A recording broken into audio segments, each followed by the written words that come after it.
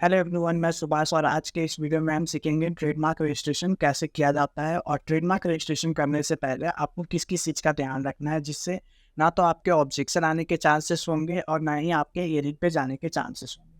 तो ये सारी चीज़ें आज के इस वीडियो में हम प्रॉपर कवर करेंगे कि आपको अप्लाई करने से भी पहले क्या क्या चीज़ें चेक करनी है, और जब आप अप्लाई कर लेते हैं तो उसके बाद भी आपको कैसे अपना स्टेटस चेक करते रहना है कि क्या आपके और ट्रेडमार्क में कोई ऑब्जेक्शन तो नहीं है। अगर कोई ऑब्जेक्शन आया तो उसको कैसे स्टेटस चेक करना है, और सबसे इम्पॉर्टेंट चीज़ कैसे अप्लाई करना है उसके ऊपर भी हम आपको आज बताएंगे। और अप्लाई खुद कैसे करना है, और अगर आप अटॉर्नी के थ्रू करवाते हैं तो उसके क्या बेनिफिट्स है, ये सारे पॉइंट्स पे हम डिस्कस करेंगे।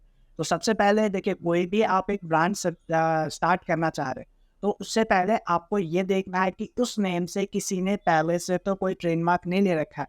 तो या तो ट्रेडमार्क नहीं लिया है, बट क्या पता उसने पहले से ही कोई ट्रेडमार्क आप बिजनेस को रजिस्टर तो नहीं कर रखा। तो जैसे सपोज आपको अगर कोई भी नेम लेते हैं, एग्जांपल के लिए मैंने एक ब्रांड का नेम अभी मैं आपको दिखाता हूँ जो हमने अभी लेटेस्ट में फाइल किया है।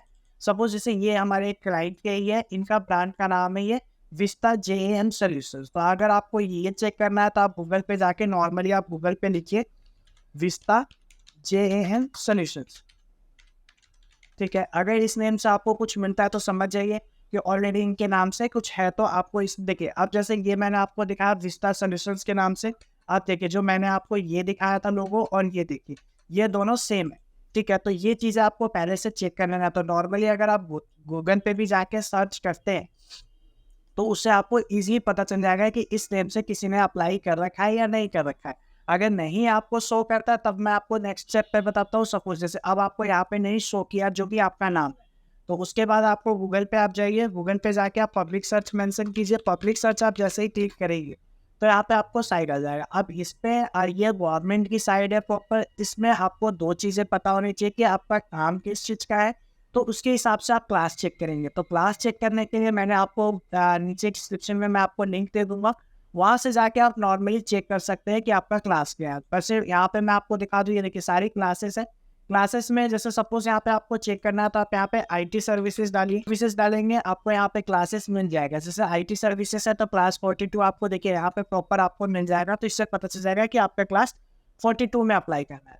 तो इसके लिए आप नॉर्मली 42 में अप्लाई करेंगे। अब हम नेम चेक कर लेते हैं कि वो नेम मिलेगा या नहीं मिलेगा। तो इसके लिए हम यहाँ पे जाते हैं, विस्ता डालते हैं और क्लास 42 आप मेंशन कर लीजिए। ठीक है, और यहाँ पे हम सर्च में क्लिक करते हैं। तो जैसे अगर आप यहाँ पे विस्ता डालेंगे तो जो भी सर्च रिपोर्ट होगा ये प्रॉपर जनरेट होके आ जाएगा। तो यहाँ पे आप सपोज जो भी आपका नाम है, देखिए विस्ता के नाम से था, बट वो जो लोगो था मैं उसकी दिखा देता हूँ आपको। तो ये था विस्ता JAM। तो यहाँ पे आप क्या कर सकते हैं, नॉर्मली यहाँ पे कंट्रोल F करके विस्ता JAM, ठीक है, ये आपको दिख गया होगा यहाँ पे। जैसे ही अगर आपको यहाँ पे ये दिख रहा है तो आप ट्राई कीजिए कि इस नेम को ना अप्लाई करें, क्योंकि इस नेम को अप्लाई करेंगे तो फिर आपको ऑब्जेक्शन आने के चांसेस ज़्यादा होते हैं, और हियरिंग पे भी। तो इसीलिए इस टाइप के जब एक बार जो नेम अप्लाई हो जाता है उस नेम को ट्राई कीजिए कि आप अवॉइड करें, ना अप्लाई करें। तो ये आपको दिख गया होगा, ऐसे करके आप यहाँ से चेक कर सकते हैं। ये हो गया। इसके बाद हम आपको अब प्रोसेस बताएंगे कि आपको अप्लाई क्या करना है। तो अप्लाई करने के लिए आप नॉर्मली गूगल पे जाएंगे, मैं आपको एक एक स्टेप बता देता हूँ। गूगल पे जाके आप नॉर्मली यहाँ पे आप IP इंडिया मेंशन कीजिए। IP इंडिया एंटर करने के बाद देखिए ये गवर्नमेंट का वेबसाइट आ जाएगा। गवर्नमेंट की वेबसाइट आने पे यहाँ पे आपको सबसे पहले कॉम्प्रिहेंसिव ई फाइलिंग दिख रहा होगा। कॉम्प्रिहेंसिव ई फाइलिंग पे आपको ई फाइलिंग ट्रेडमार्क, ये देखिए यहाँ पे आप क्लिक करेंगे। यहाँ पे जैसे ही आप क्लिक करेंगे आपको लॉगिन ID पासवर्ड आपको अपना मेंशन करना है। अगर आप फर्स्ट टाइम हैं तो फर्स्ट टाइम आप न्यू यूजर पे क्लिक करेंगे। मैं आपको ऑलरेडी हमने इसके ऊपर प्रॉपर वीडियो बनाया हुआ है कि कैसे आपको फर्स्ट टाइम अगर है तो लॉगिन करना है, वो मैं आपको बता देता हूँ। तो वहाँ से आप सारी चीज़ें कर सकते हैं। यहाँ पे प्रोसेस को आप करके कर सकते हैं। अभी हम वीडियो रजिस्ट्रेशन पे प्रोसेस करते हैं कि रजिस्ट्रेशन करने के लिए आपको कैसे क्या करना है।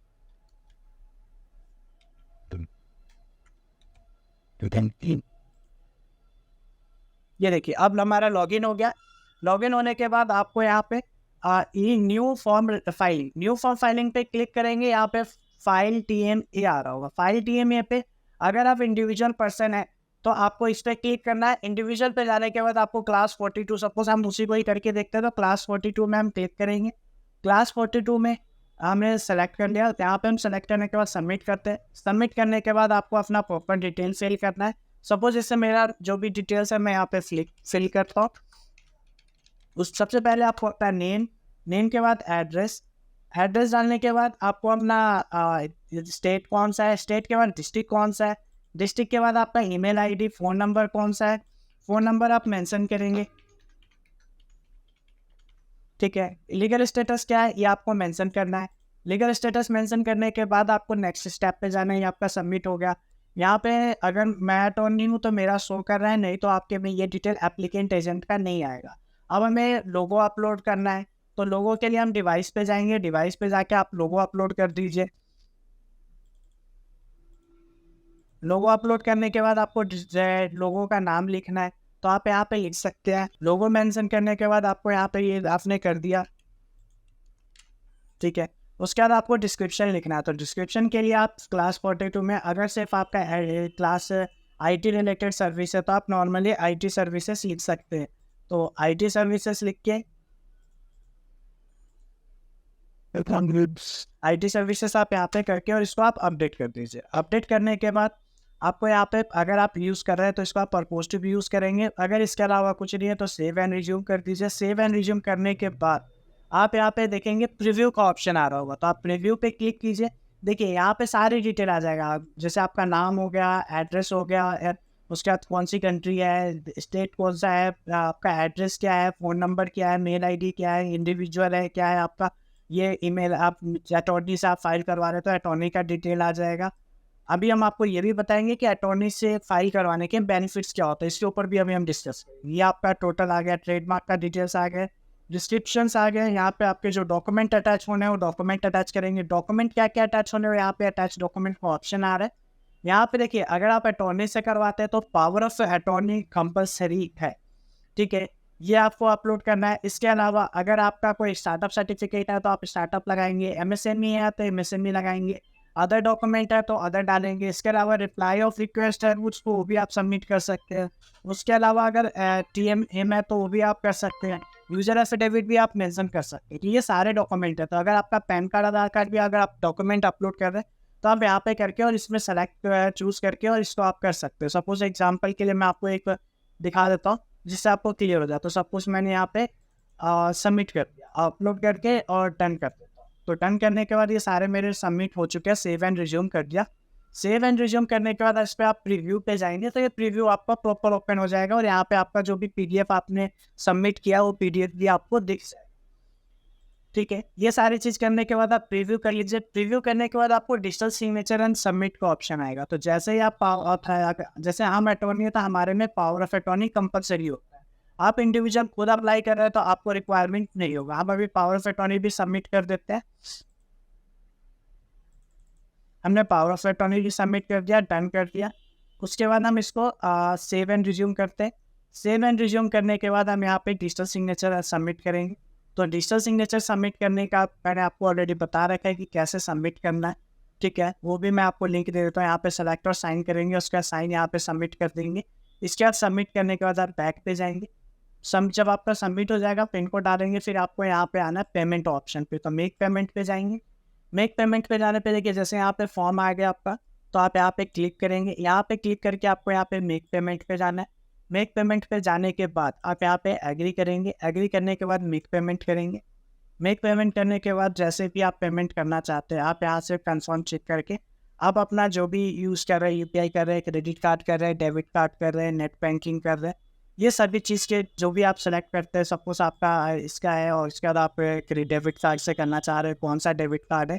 उसके अलावा आपको यहाँ कैप्स कोड डालना है, एग्री करना है, फिर पे पे जाना है। पे पे जाने के बाद आप क्लिक करके इसको कर देंगे। अब आ जाती है बात कि ट्रेडमार्क आपको खुद क्यों नहीं करना है। देखिए ट्रेडमार्क आप खुद कर सकते हैं, उसमें दो चीज़ें प्रॉब्लम आती है। एक, अगर आप खुद कर रहे हैं तो आपको डिजिटल सिग्नेचर होना चाहिए आपके पास।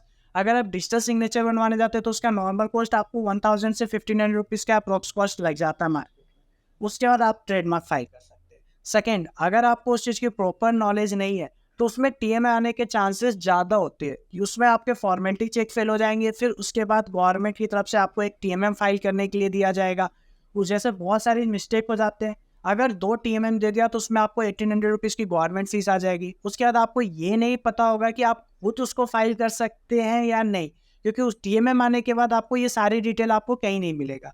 तो उसमें फिर आपको प्रोफेशनल्स को हायर करना पड़ता है। तो जब आप उसमें प्रोफेशनल्स को हायर करेंगे तो आपसे चार्जेस लेंगे और वो आपको चार्जेस ज़्यादा पड़ जाता है आपको, plus government plus professional fees आपको डबल लग जाएगा। तो इसीलिए आप कभी भी किसी भी अटॉर्नी से ही फाइल करवाएं, किसी भी थर्ड पार्टी से आप फाइल ना करवाएं जिससे आपको दिक्कत हो। क्योंकि बहुत सारे मार्केट में बैठे हुए हैं जो बोल देते हैं, कुछ भी बोल देते हैं। सपोज जैसे अभी मेरे पास एक क्लाइंट की क्वेरी आया था, मैं आपको दिखा देता हूँ। एक क्लाइंट का था, उनका अपोज था ट्रेडमार्क, इसी में से सपोज ये अपोज है। तो अपोज जब होता है तो उसके बाद देखिए लीगल वे में ये होता है कि आपको फिर अगर किसी पार्टी ने आपको अपोज किया है तो उसका आपको काउंटर स्टेटमेंट फाइल करना होता है। काउंटर स्टेटमेंट के बाद फिर उसमें एविडेंस फाइल होता है, एविडेंस के बाद हियरिंग होता है। बट मेरे पास एक कंसल्टेंट का कॉल आया कि उनको किसी थर्ड कंसल्टेंट ने बोला है कि सर वो नॉर्मली आपका अपोज होने के बाद वो आपका अटेंड कर देंगे विद इन 10 से 15 डेज में हियरिंग, और उसके बेस पे आपका एक्सेप्ट हो जाएगा। वैसे ये एक्सेप्ट नहीं होता है क्योंकि एक प्रोसेस होता है लीगल, तो इसलिए आप कभी भी करवाते हैं तो प्रॉपर करवाइए। बहुत सारे ऐसे भी है जो आपका अप्लाई कर देंगे, उसके बाद वो आपका रिप्लाई फाइल नहीं करने आता उनको। अगर रिप्लाई भी फाइल कर देते हैं कहीं से तो हियरिंग में दिक्कत आती है। तो इसीलिए आप खुद ट्राई कर सकते हैं तो ठीक है, नहीं तो आप हमसे भी करवा सकते हैं या किसी अटॉर्नी के थ्रू करवाइए जिससे आपका ट्रेडमार्क प्रॉपर फाइल हो और वो एक प्रॉपर प्रोसेस से क्लियर हो जाए। अगर वीडियो अच्छी लगी हो तो लाइक जरूर करें और चैनल को सब्सक्राइब जरूर करें। और अगर आपको ट्रेडमार्क के रिगार्डिंग कोई भी क्वेरी होता है, जैसे ट्रेडमार्क अप्लाई करवाना है, अगर कोई ऑब्जेक्शन आता है, हियरिंग आता है, रिप्लाई फाइल करवाना है, रिन्यूअल करवाना है, कुछ भी करवाना है, अगर आप हमारे इस वीडियो देख के आते तो हम आपको उस पर जो भी हमारी फीस होगी उस पर 20% का हम आपको एक्स्ट्रा ऑफ करके आपका हम वर्क कंप्लीट कर देंगे। और हमने बहुत सारे क्लाइंटों का क्लियर भी करवाया, बहुत सारे ट्रेडमार्क है जो ऑब्जेक्टेड थे उसको भी हमने रिप्लाई प्रॉपर फाइल करके और हमने क्लियर करवाया।